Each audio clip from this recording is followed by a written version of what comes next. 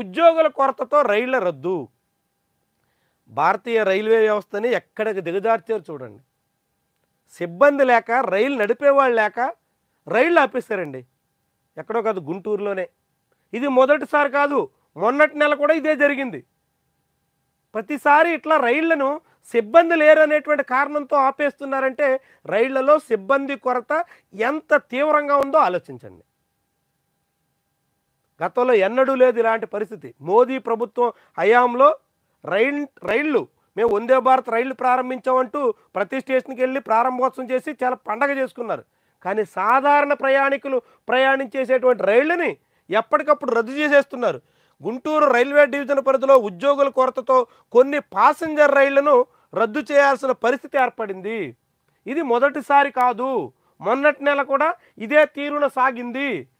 ఈ నెల 18, 19 తేదీల్లో నడపాల్సిన విజయవాడ గుంటూరు, గుంటూరు విజయవాడ, గుంటూరు మాచర్ల, మాచర్ల గుంటూరు, నడుకుడి మాచర్ల, మాచర్ల నడుకుడి, కాచిగూడ నడుకుడి, నడుకుడి కాచిగూడ, ఇలాంటి రైళ్లన్నింటినీ నిలిపివేస్తున్నట్టుగా అధికారికంగా ప్రకటించారు.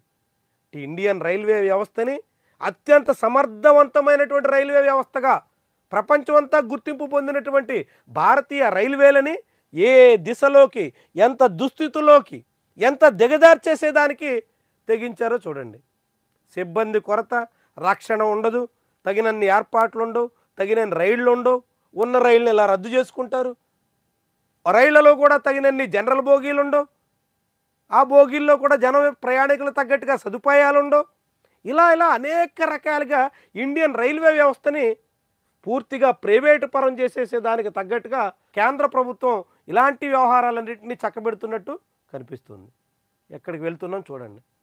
మరింత సదుపాయాలు మరింత మెరుగ్గా ఇండియన్ రైల్వే సాగాల్సినటువంటి దశలో ఇలా రైళ్లనే నిలిపివేసేదాకా వచ్చామంటే ఇండియన్ రైల్వేస్ తీరుని మనందరికీ మోదీ ప్రభుత్వం చాలా కళ్ళకు కట్టినట్టుగా చూపిస్తోంది.